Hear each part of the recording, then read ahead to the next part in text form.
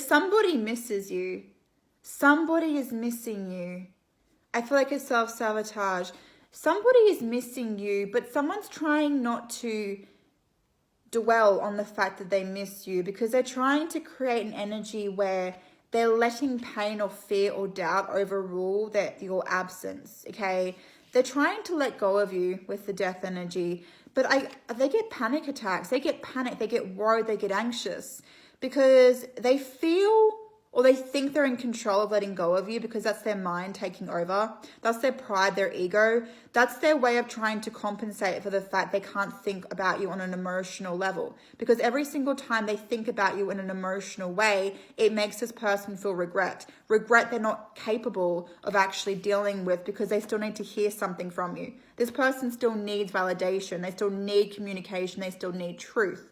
But because they feel like you're not giving it to them, this person switches to more a practical point of view because they can't think about you in a literal emotional sense, okay? So what happens is their mind takes over and their mind tells them they are still in control of letting go of you. They are still in control of a situation where they have the ability to let go of you and move forward and move away from you.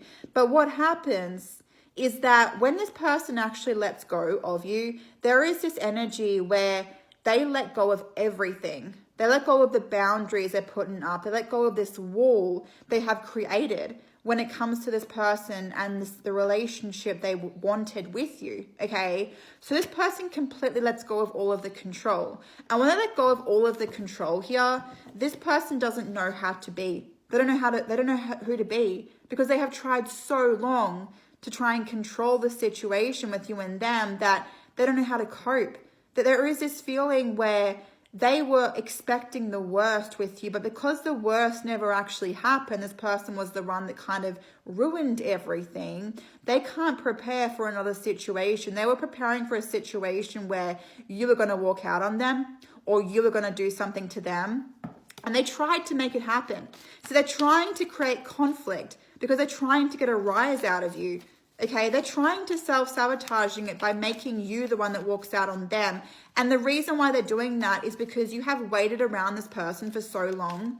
You have waited around this person. You have made this person feel close to you because you refuse to actually leave. And they've slowly over time become attached to you. And what they're annoyed about is the fact that you didn't actually leave them. But deep down, they actually like the fact that you didn't leave them. But this person is so confusing. Oh my God. They say one thing and they say another. They show you all of these mixed emotions, all of these mixed signals. And when it comes to this person, I feel like even they don't know what it is that they want. They don't actually know if they're ready for you. They don't actually know if they're ready to give you love or accept or give you what it is that you want. And they're always showing you something different. And what's happening now is this person is in the thick of it because they have created an identity within themselves. They don't actually know who to be. I'm getting this feeling that they don't know who to be or switch into or turn into because they can't prepare.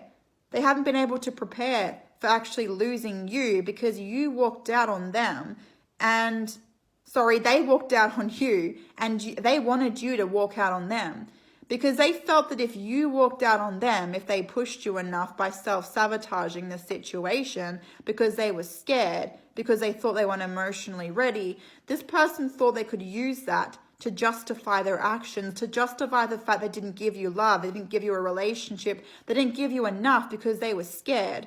So they think that if you were the ones that walked out on them, they wouldn't have to deal with the regret. But what I'm getting is that because you walked out on this person, you have triggered the absolute shit out of this person. Because now this person suddenly believes they can actually have happiness for some reason. Now there's a change of circumstances. By you walking on this person, it's changed this mindset of this person because they're trying to adapt to a situation. But this is someone that never adapts to conflict. They never adapt to situations because they never prepare themselves for actually having to be responsible for their own actions. And because you've walked out on this person, you have made this person have to be responsible for the repercussions of how they treat other people and how they push other people. And because you have done that, this person is now waking up They're now waking up and they're now seeing everything from a different perspective, a different point of view. And you are changing this person to suddenly believe they're actually wanting the star. They're wanting happiness with you, and they don't have to self-sabotage it here because there is no control for this person.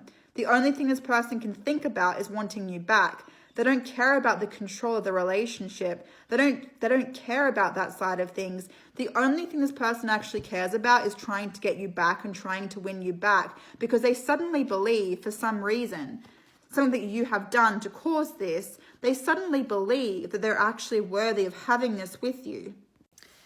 Your distance, your absence, is causing you to play with someone's heart space, and this person hates it because you're not even doing this on purpose. You're not even getting back at this person intentionally. You're just doing you, and this person hates the fact they can't blame you for it because they have to deal with their own emotions. Now, there was an injustice caused against you when it comes to this person. There was some type of an injustice caused around you with commitment, and it feels like it really upset you. But it's also upsetting this person. But it's upsetting this person because now you're no longer available. This person feels that they're actually ready to be vulnerable with you and open up to you on an emotional level, in a loving way, in a loving response. But their ego and their pride is something they're still pursuing. It's something they're still showing because this person is annoyed and upset that you're not taking them back. But they're annoyed and they're angry because you're playing with this person's heart space, you're playing with this person's emotions, and this person can't blame you for the fact that you're doing that.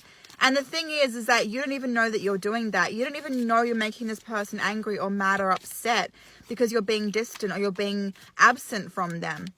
They are really annoyed because they can't blame you for the regret they feel. They can't blame you for the injustice they caused against you.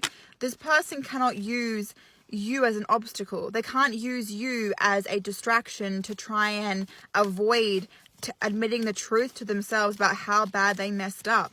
This is someone that is incredibly manipulative when it comes to them using other people to try and feel good about themselves. But this is someone that can't do that with you. And the reason being is because this person is very much tested when it comes to actually losing you and actually losing themselves. And it's a very, very fine balance between both of these options because they don't want to lose you, but they also don't want to lose themselves, okay? But this person has been so ego, they've been so prideful, they've been so cocky, they've been so narcissistic before they met you that you're challenging this person to believe they can need somebody else more than they can need themselves.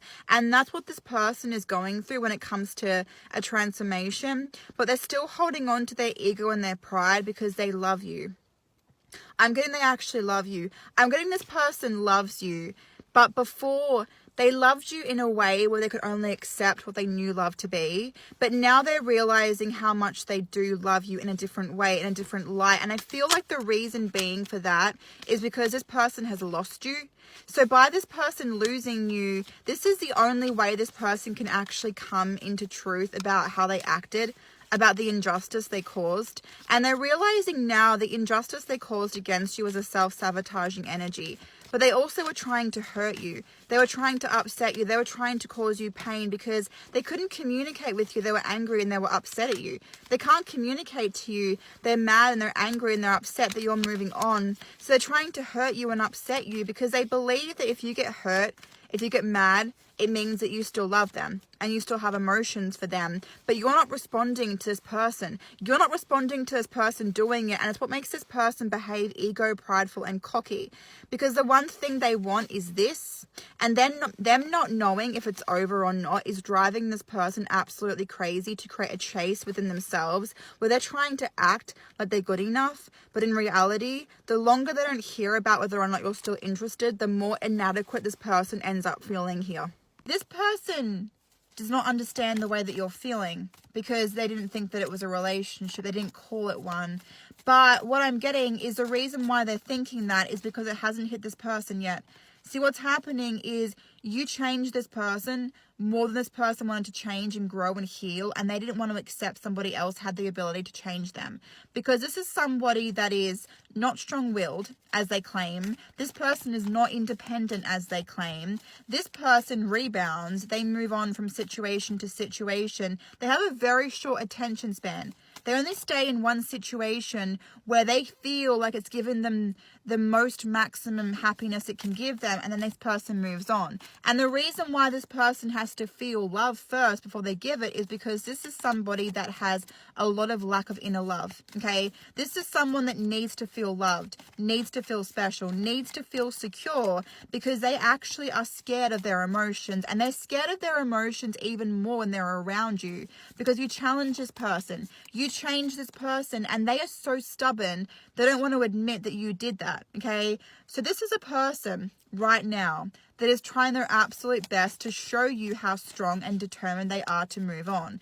But deep down, this person is not feeling this way, okay? This person has created this new identity, this new version of themselves. They're being dramatic, they're being radical.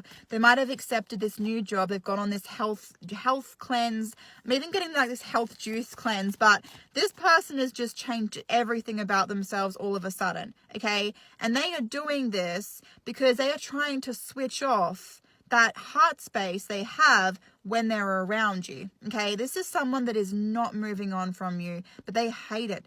They hate they don't have the ability to move on from you, because this person is someone that always believes they are in control of situations, but they never really are, because this person never actually stays in something long enough to actually feel something. This is someone that constantly self-sabotage things, but they don't give you that impression they've self-sabotaged it, because all this person really cares about is feeling love. All they care about is how way they feel first, because they can't regulate their emotions. This is someone that has never got the truth around their own emotions when it comes to themselves healing and growing and moving on from people, okay? They're feeling sorry for themselves. This is the Four of Cups. They are feeling sorry for themselves, but what I'm getting is that this person is so scared to acknowledge their emotions. They don't stay too long and dwell on emotions. They tend to cover up the way they're feeling with addictions, third-party situations, or they try to cover up the way they're feeling emotionally by ignoring the way that they're feeling, okay? Now, what's happening when it comes to you with this person, there is a sense of trapped. But when it comes to the Hierophant and the call coming through with this energy, also the Five of Swords that's coming through, there's lessons. There's lessons with you and this person. And with the call, see, it's not something this person can escape.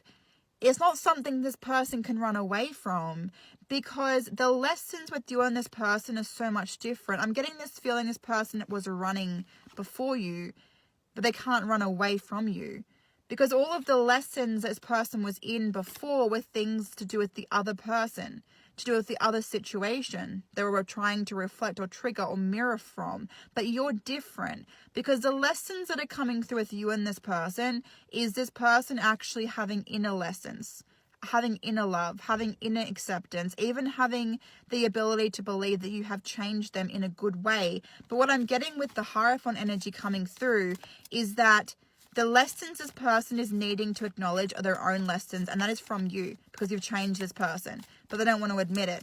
But they're running away from something they can't run away from, because they're trying to run away from themselves, but not you.